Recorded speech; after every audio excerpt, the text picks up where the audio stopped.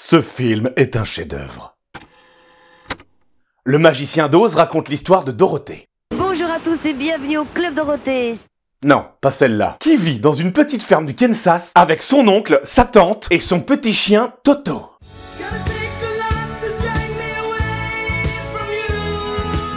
Non, un autre Toto. Bah pas vraiment, parce que si le groupe s'appelle comme ça, c'est à cause du film.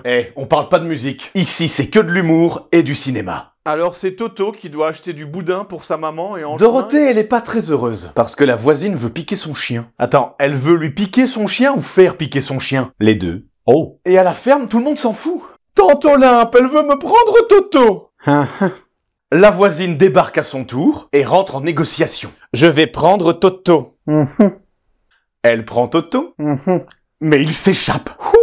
Alors Dorothée et son chien font une fugue. Mais très vite, ils voient qu'une tornade arrive sur eux. Ils rentrent chez eux, Dorothée se cache dans sa chambre et elle se cogne la tête. Et la maison est emportée par la tornade. Et ils s'écrasent au pays d'Oz. Au pays d'Oz. Au pays d'Oz. Ah oui. Un pays fabuleux, où les décors sont chatoyants et en carton-pâte, ce qui n'est pas sans rappeler une certaine attraction de Disneyland. Laquelle? Celle dont on ne peut prononcer le nom. Hein? Au risque d'avoir sa musique en tête toute la journée. Ah ouais.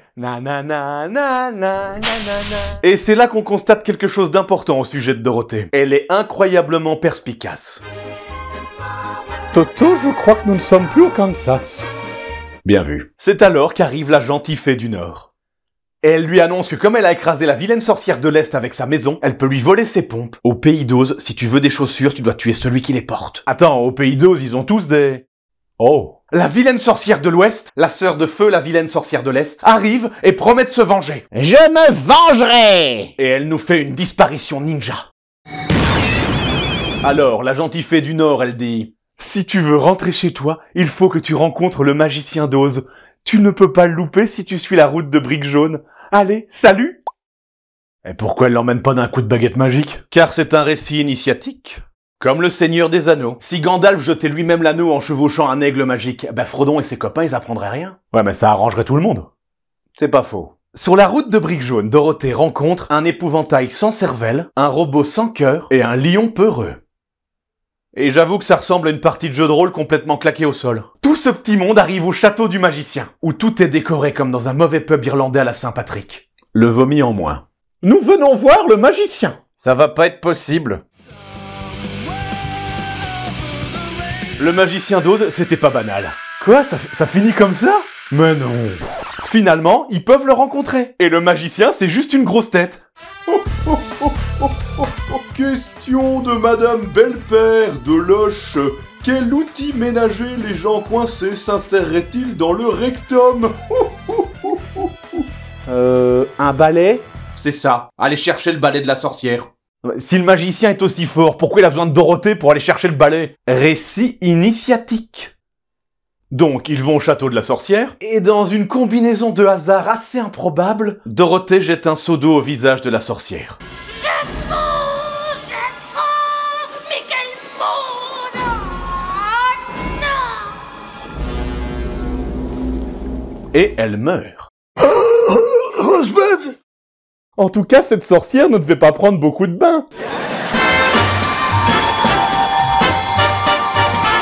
Alors ils prennent le balai et ils vont l'amener au magicien. Mais en fait, c'est pas un vrai magicien.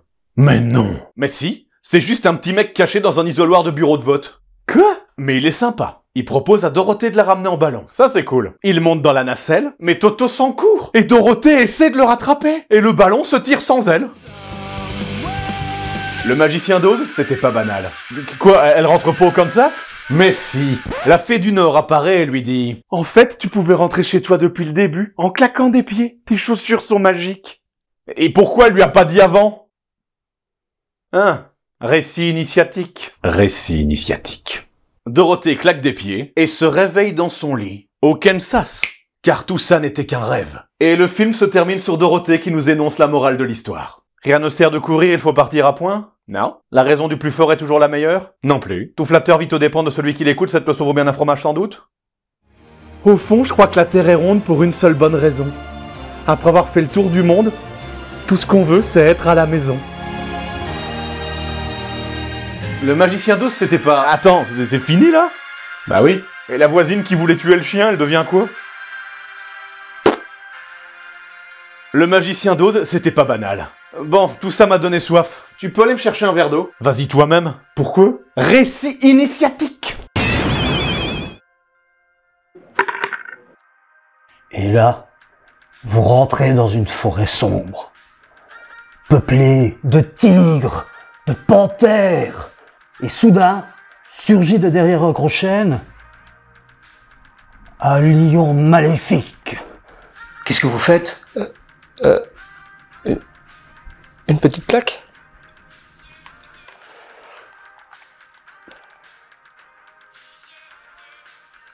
Ah, ça marche, le lion chante une chanson et puis il pleure. Ouais. Voilà. Le magicien d'Oz. J'ai compris la référence.